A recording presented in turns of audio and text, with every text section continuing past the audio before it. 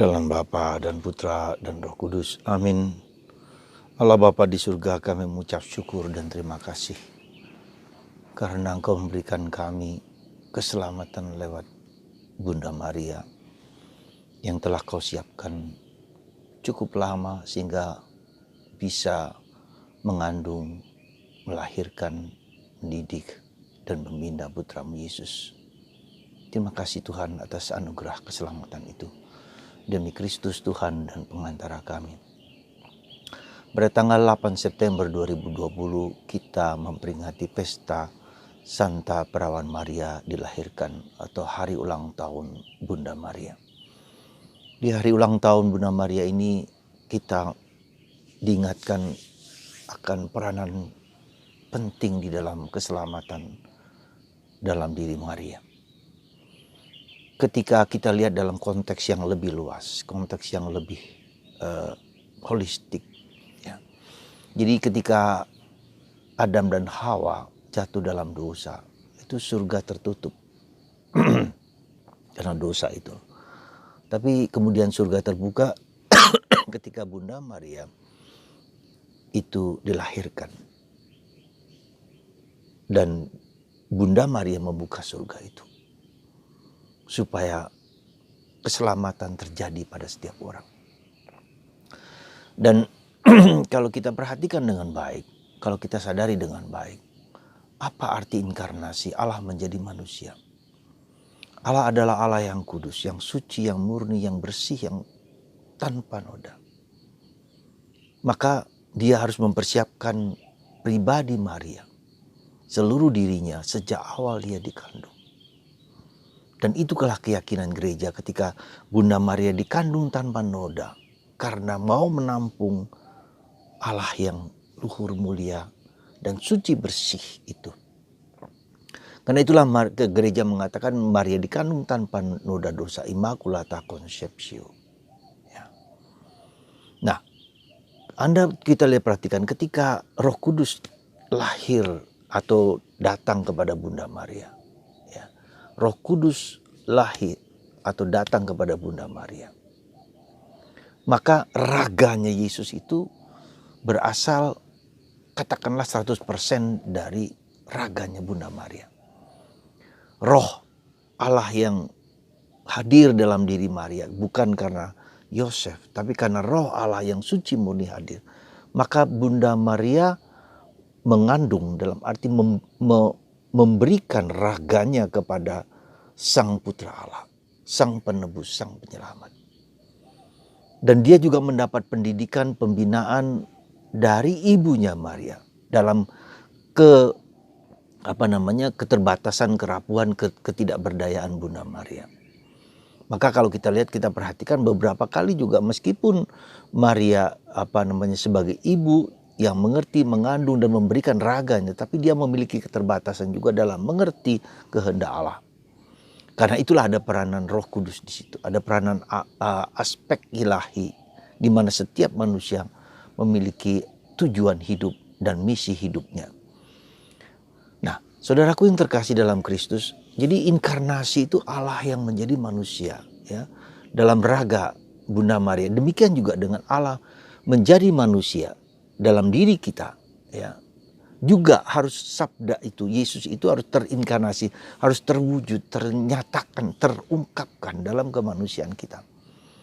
Jadi bagaimana dan unsur inkarnatif ini yang harus kita masuki lebih dalam, ya. Bahwa kita Allah yang Roh Kudus itu harus masuk di dalam kemanusiaanku untuk menebusku, untuk menyelamatkanku, untuk membebaskan aku dari dosa. Mengizinkan Tuhan untuk datang kepadaku dan membaharui, memulihkan segala dosa-dosa yang dibuat oleh manusia lama kita, yang dibuat oleh leluhur kita, ya, dibersihkan, disucikan, dimurnikan. Ada bedanya antara kita dengan Bunda Maria. Ketika Bunda Maria disiapkan sejak awal pembentukannya dia, dilindungi oleh Allah karena akan menerima Yesus. Kita tidak, manusia tidak, karena dosa orang tua kita itu yang kita sebut dengan dosa asal, dosa leluhur kita. Nah, meskipun demikian kita tahu dalam teologi bahwa dosa asal itu dihapus ketika ya, kita dibaptis. Jadi baptisan itulah yang menyucikan, yang membersihkan, menghilangkan ya kemanusiaan. Semua manusia berdosa, tetapi karena baptisan itu dosa asal kita dihapus. Tentu saja meskipun demikian dosa asal kita dihapus, akibat dosa-dosa itu tetap saja harus kita tanggung. Ada akibat dosa asal yang kita sebut dengan 7 deadly sin, yang selalu saya ulang-ulang. Ya, 7 dosa utama kita. Iri hati, marah, malas, serakah, kikir, cabul, sombong. Nah, itu ada dalam diri kita. Maka Tuhan yang penyelamat dan penebus kita itu menyelamatkan, harus inkarnatif di dalam diri kita. Kita mohon rahmat supaya datang dan katakanlah menghapus dosa-dosa yang ke-7 dosa itu. Ya. Itu jadi penyelamatan itu, maka kita lihat dalam konteks dalam konteks Paskah. Yesus telah menghancurkan kuasa dosa. Kuasa dosa itu dihancurkan, ya. Kuasa dosa itu dihancurkan, saudaraku terkasih. Dosa asal kita dihapus, tetapi masih harus mewujud di dalam diriku, terinkarnasi dalam diriku. Ya. Karena itulah mengapa kita seringkali jatuh bangun supaya sabda itu, dan kita yakin sabda itulah yang memulihkan kita, yang membersihkan kita. Ya.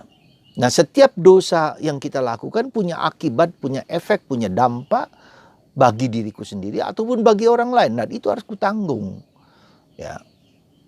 Jadi efek itu tetap terjadi pada orang lain. Maka kita harus juga menanggung penderitaan salib kita itu, ya harus kita tanggung, karena kita harus menanggung dosaku sendiri atau dosa orang lain, ya, dosa siapapun, orang-orang kita doakan. Nah, saudaraku yang terkasih dalam Kristus, dalam pesta Santa Perawan Maria yang dilahirkan ini, ada pesan apa yang mau kita sampaikan? Ada 2 hal saya kira.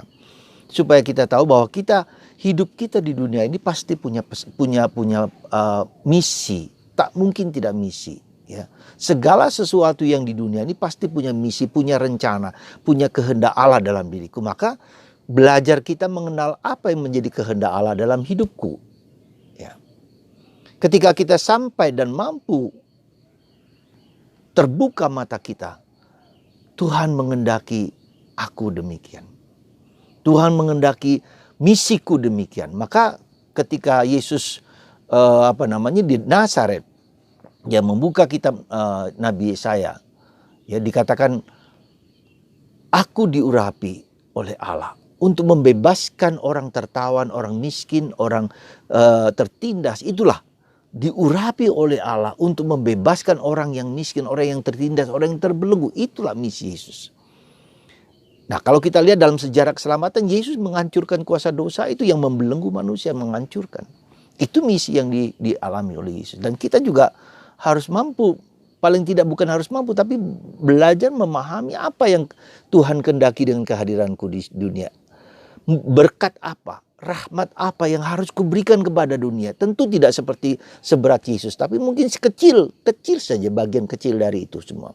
Nah, yang kedua, bagaimana kita tahu bahwa Tuhan mengendaki misi tertentu, rencana tertentu dalam diriku? Yang kedua, coba perhatikan. Tadi saya lihat dalam kita belajar bagaimana caranya. Kedua, 2 hal. Pertama adalah passion kita. Di mana kita merasa bahagia, merasa tentram, merasa damai, sesuatu yang keluar dari kemanusiaan, sesuatu yang bakatku, passionku, yang membuat aku bahagia. Nah, itulah yang bisa menjadi tanda bahwa saya bisa melakukan sesuatu untuk orang lain. Ya, menyumbangkan sesuatu bakat-bakat saya, kemampuan saya untuk membuat, bukan hanya untuk menghimpun harta, membuat harta, menimbulkan uang, tapi bagaimana dengan kemampuan daya-dayaku itu aku bisa membantu, menyelamatkan, mensejahterakan manusia. Jadi lewat passion kita, lewat karisma, ya, lewat talenta, lewat bakat kita. Itu yang pertama. Yang kedua, lewat apa? Lewat penderitaan. Ketika saya menderita, baik menderita diriku sendiri, ya, diri penderita entah sakit, entah kanker, entah apa. Atau juga saya mau berdoa untuk orang lain, mungkin untuk bapak, untuk ibu, untuk anak, untuk siapa saja di sekitarku. Atau juga keterlibatan, keprihatinan terhadap sesuatu di dalam masyarakat. Nah, itu tadi. Jadi penderitaanku itu aku menderita karena ingin membantu orang lain, melihat orang lain dibebaskan.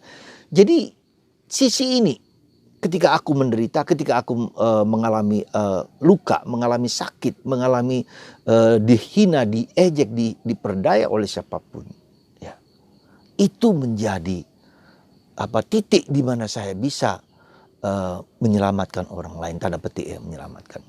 Ya, saya berdoa, saya berusaha semaksimal mungkin supaya orang-orang yang saya doakan, yang menjadi keprihatinan saya, jadi kekuatan saya. Jadi saudaraku yang terkasih, mari kita temukan rahmat berkat yang Tuhan berikan kepada kita masing-masing. Lewat bakat-bakat kemampuan kita untuk keselamatan manusia. Juga lewat penderitaan-penderitaan yang kita alami. Apa yang bisa kita sumbangkan supaya penderitaan itu dapat dibereskan atau diselesaikan atau dipulihkan. Nah, dengan dua sisi itu, maka lama-kelamaan kita tahu bahwa Tuhan menggunakan aku mempunyai maksud rencana yang indah untuk keselamatan manusia. Saudaraku, semoga Bunda Maria menjadi contoh, menjadi teladan, supaya Bunda Maria menguatkan ketika kita menderita, ketika kita sakit, dirangkul, dipeluk oleh Bunda Maria. Dan keselamatan itu dapat kita bagikan kepada orang lain. Dan itu yang membuat kita bahagia. Dan itu yang membuat kita tentram. Semoga ketika kita mengalami penderitaan, kita harus melihat bahwa penderitaan itu adalah sarana untuk menyelamatkan, ikut serta dalam keselamatan Yesus. Dan kita seperti menanggung beban dosa yang diriku sendiri ataupun aku dipanggil untuk membagikan kepada orang lain. Hidup kita penuh rahmat. Hidup adalah kesempatan. Hidup adalah anugerah. Mari kita bagikan kepada orang lain. Seperti Bunda Maria. Dengan ketaatan total. Dengan kesediaan mengatakan ya pada tugas, pada rahmat.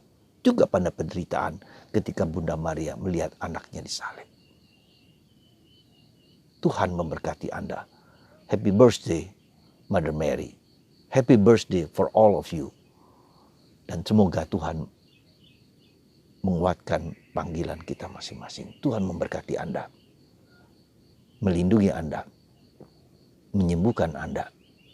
Dan membuat mata kita terbuka terhadap karya Tuhan dalam diri kita. Tuhan memberkati Anda semua. Dalam nama Bapa dan Putra dan Roh Kudus. Amin.